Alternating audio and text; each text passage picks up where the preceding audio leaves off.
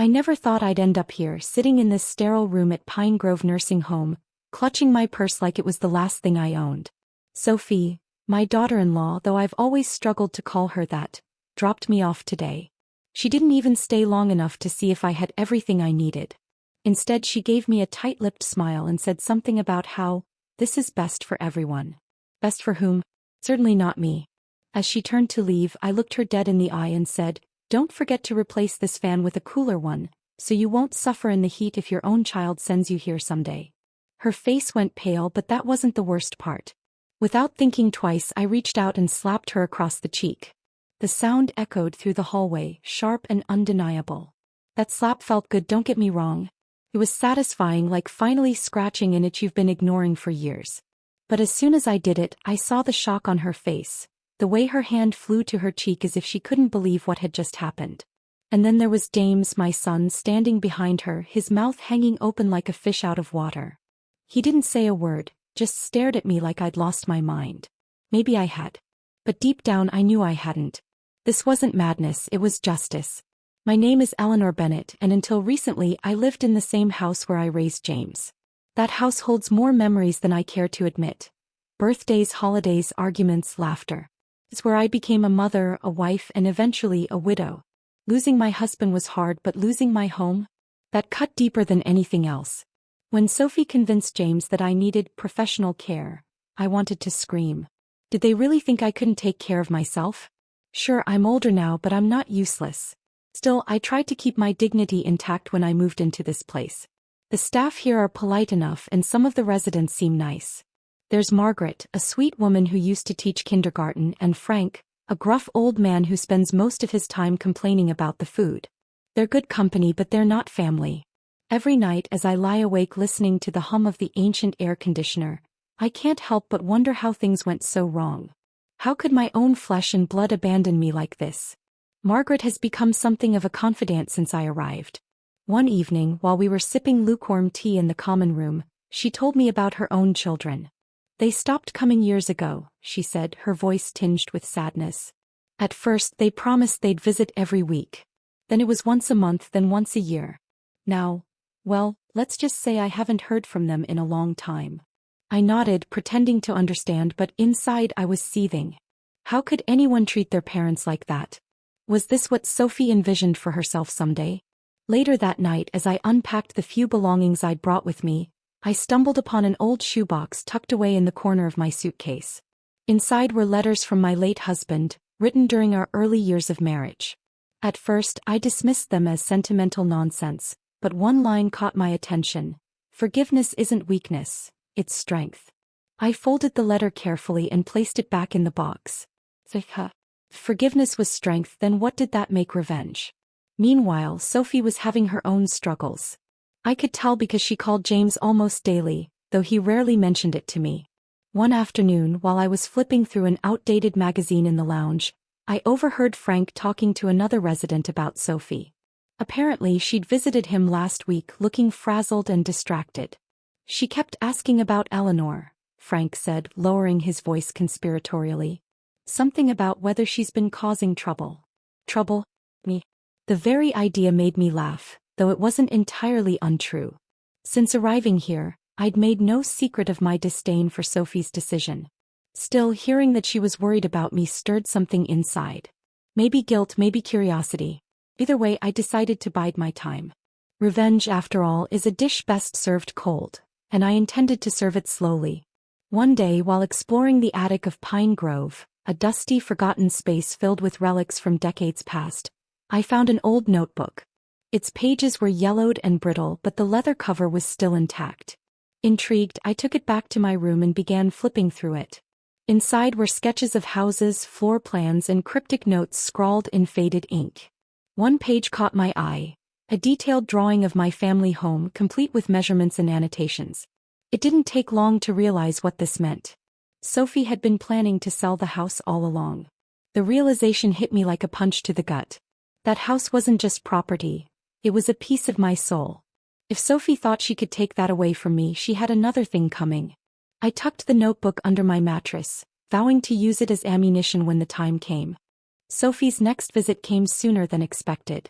She walked into my room unannounced, her heels clicking against the linoleum floor.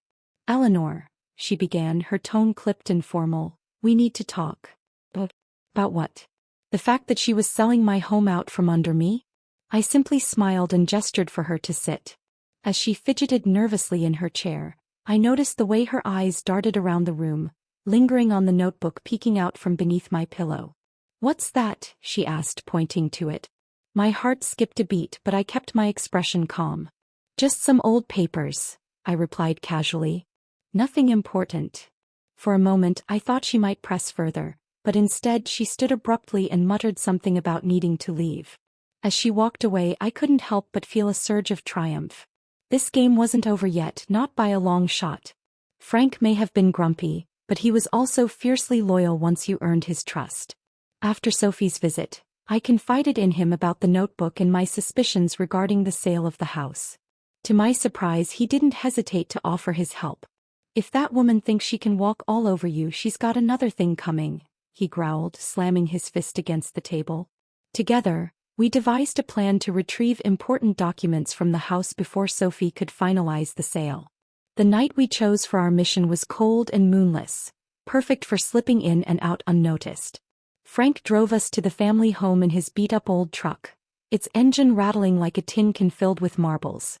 I hadn't been back since Sophie packed me off to Pine Grove, and standing there on the porch felt surreal.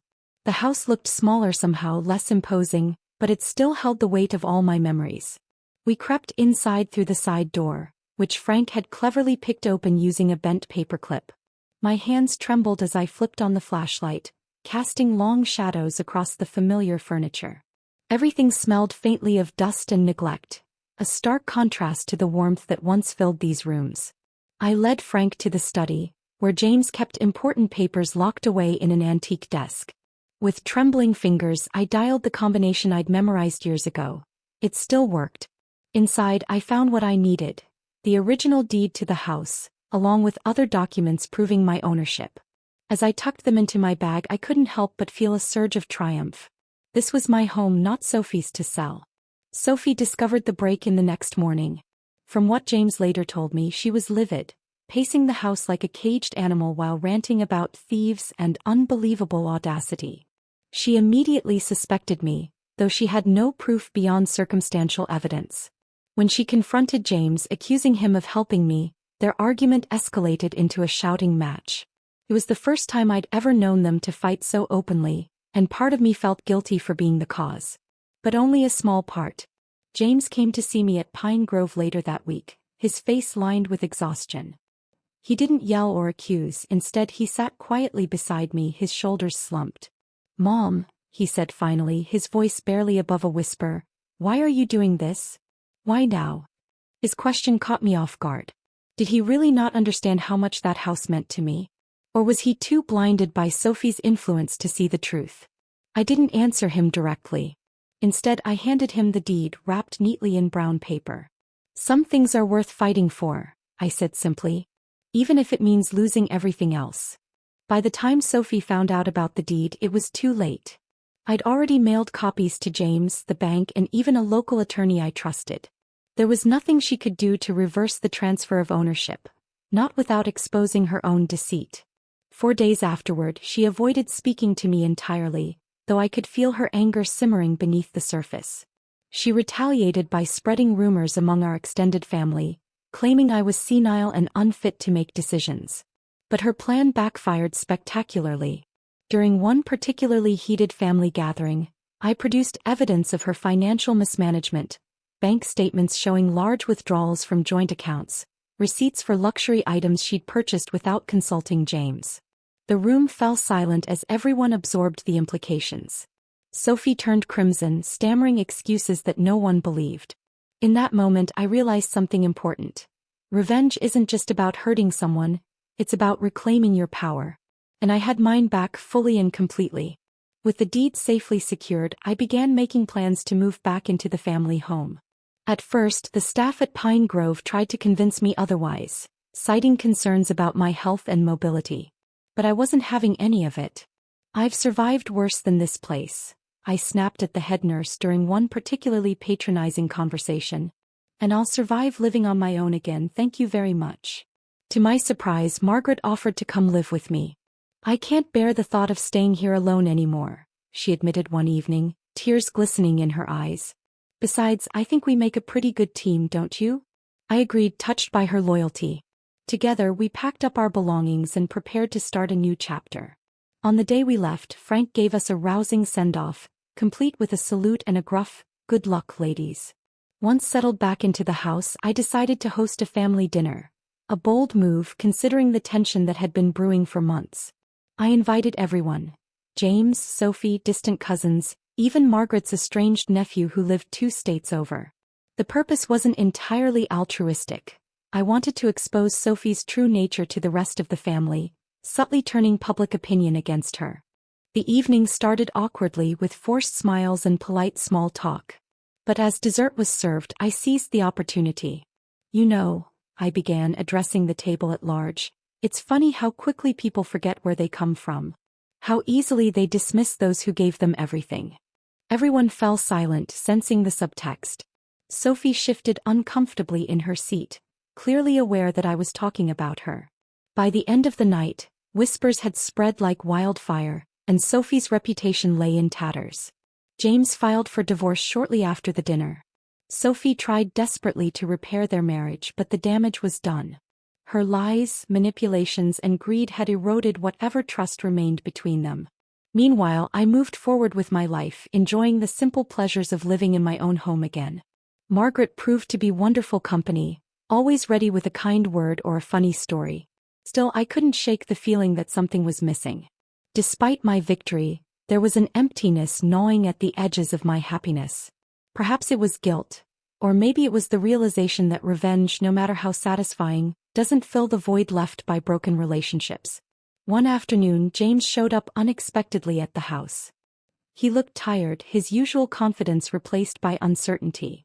"Mom," he began hesitantly, "I'm sorry. For everything." His apology took me aback. Part of me wanted to lash out, to remind him of every hurtful thing he'd done. But another part, the softer, more forgiving part, knew that holding on to anger would only harm me in the long run. "I forgive you," I said finally, my voice steady despite the lump in my throat. "But forgiveness doesn't mean forgetting, James. You have a lot to learn about loyalty and love. Maybe someday you'll understand." He nodded, tears welling in his eyes, and hugged me tightly. It wasn't perfect, but it was a start. Sophie remarried within a year, moving to a city far away. Though I initially felt vindicated, hearing about her struggles adapting to her new life stirred something unexpected in me. Pity.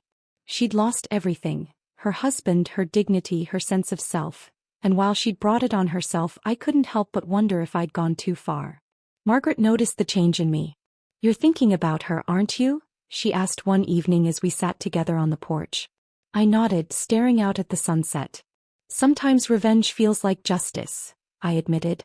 "But justice doesn't always bring peace." In her final act of defiance, Sophie sent me a letter before leaving town. In it, she confessed her fears and insecurities, admitting that she'd acted out of desperation rather than malice. "I never meant to hurt you," she wrote. "I hope someday you can forgive me."